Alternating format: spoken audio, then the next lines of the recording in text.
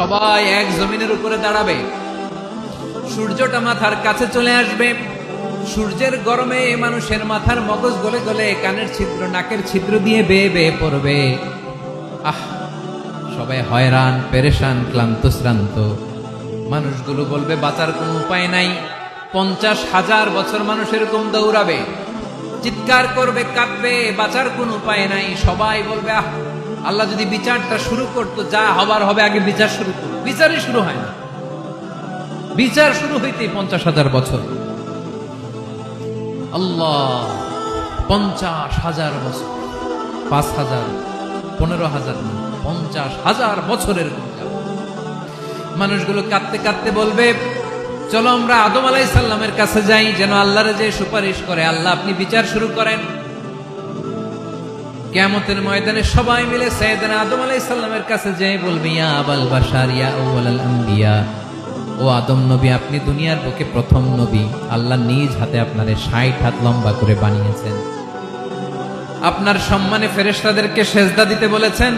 দুনিয়ার প্রথম নবী, প্রথম মানুষ আপনি। আপনি আল্লাহর যে সুপারিশ করেন যেন আল্লাহ বিচার শুরু করে। আদম আলাইহিস সালাম বলবেন আমি পারবো না, কারণ আল্লাহ আমাকে একটা নিষিদ্ধ গাছের কাছে যেতে নিষেধ করেছিল, আমি ভুল করে এই গাছের ফল খেয়েছি। নাফসি নাফসি, আজকে আমার কি হবে আমি জানি না, আমি বড় লজ্জিত। আমারে যদি আল্লাহ জিজ্ঞেস করে কেন খাইছিলাম, আমার কোনো উত্তর নাই। তোমারে বাঁচামো কেমনে আমি? নবীরা থার করে কাঁপবে সেদিন। আদম আলাইহিস সালাম বলবেন আমি পারবো না, মাফ করো আমাকে, আমি পারবো না।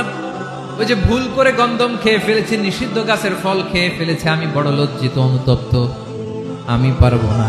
আজকে আল্লাহ এত রাগান্বিত হয়েছে, আগে কখনো আল্লাহ এত রাগান্বিত হয় নাই, ভবিষ্যতে আল্লাহ কখনো এত রাগান্বিত হবে না। আমি পারবো না। এক কাজ করো, তোমরা নূহ আলাইহিস সালামের কাছে যাও।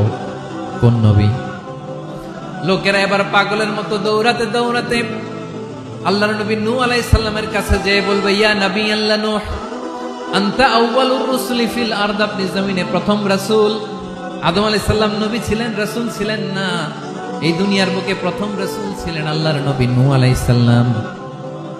সবাই বলবে ও নবী আল্লাহ নূহ, রাসূল আল্লাহ নূহ, আল্লাহ আপনাকে আবদান শাকুরা, শুকরগুজার বান্দা বলে কোরআনে বলেছে। কোরআনে নূহ আলাইহিস সালামের নামেও সূরা আছে না নাই? আপনি আল্লাহর প্রিয় বান্দা, প্রিয় রাসূল। দেখেন আমাদের কি দশা, ঘামতে ঘামতে শেষ। জমিনটা তামার জমিন, সূর্যটা মাথার কাছে, কি করবো আর পারি না। ঘামতে ঘামতে আর কত ঘামবো, কত দাঁড়িয়ে থাকবো। আল্লাহরে যে বলেন বিচার যেন শুরু করে। নূহ আলাইহিস সালাম বলবেন আমিও পারবো না, আমিও পারবো না। আমি আমার ছেলের জন্য এক কথা বলে ভুল করে ফেলছি।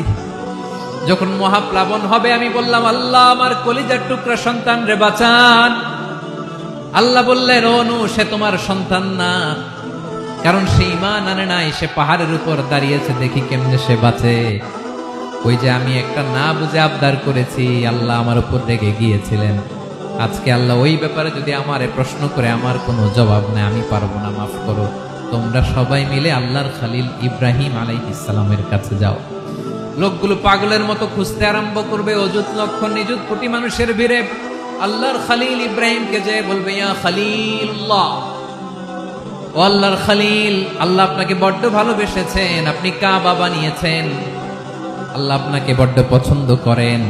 দেখেন আমাদের কি অবস্থা। আপনি যে আল্লাহর কাছে সুপারিশ করেন যেন আল্লাহ আজকে বিচার শুরু করে।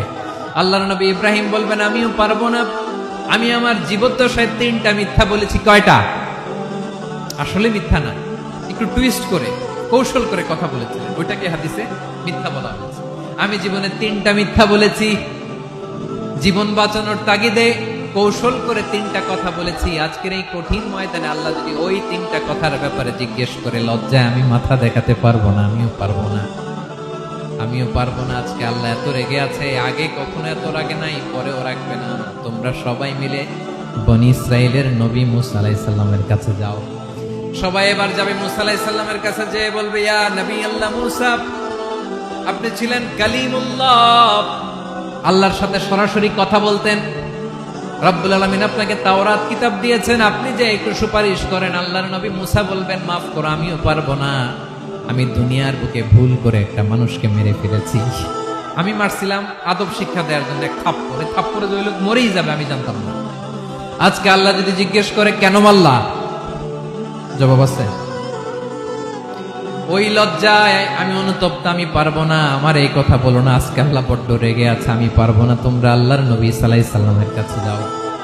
কিয়ামতের ময়দানে মানুষগুলো পাগল পাড়া হয়ে আল্লাহর নবী ঈসা আলাইহিস সালামের কাছে যাবে, যে বলবে নবী ঈসা আপনি রূহুল্লাহ, বাবা ছাড়া আল্লাহ আপনাকে বানিয়েছেন, ইনজিল কিতাব দিয়েছেন, মৃত মানুষকে আপনি জীবিত করতে পারতেন, আজকের এই কঠিন বিপদের দিনে আপনি আমাদের সাহায্য করেন। আল্লাহর কাছে যে বলেন যেন বিচার শুরু করে।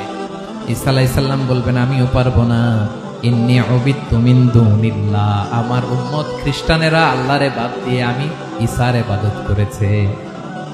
আমার মা ম্যারি আর আমাকে ডাকতো জেসাস ক্রাইস্ট, আমার ইবাদত করেছে, যদিও আমি আমার ইবাদত করতে বলি না। ঈসা আলাইহিস সালামও ইবাদত করতে বলেছেন একজনের, তিনি কে?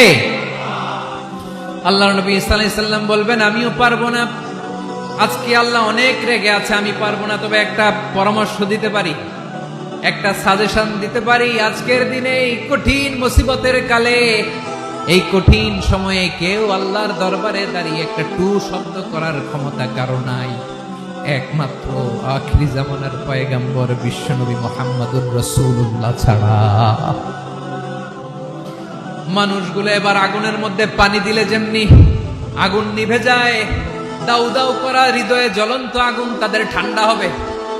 কিয়ামতের ময়দানে ওই বিভীষিকাময় সময়ে মুসিবতের কালে মানুষগুলো পাগল হয়ে বিশ্বনবীকে খুঁজতে আরম্ভ করবে।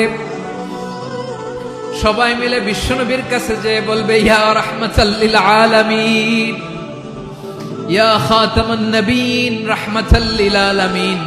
দেখেন আমাদের কি অবস্থা, কি কঠিন বিপদে আমরা আছি, দাঁড়াতে পারি না, সূর্যের আলোতে ঘেমে হয়রান, আজকে কেউ সুপারিশ করতে পারবে না।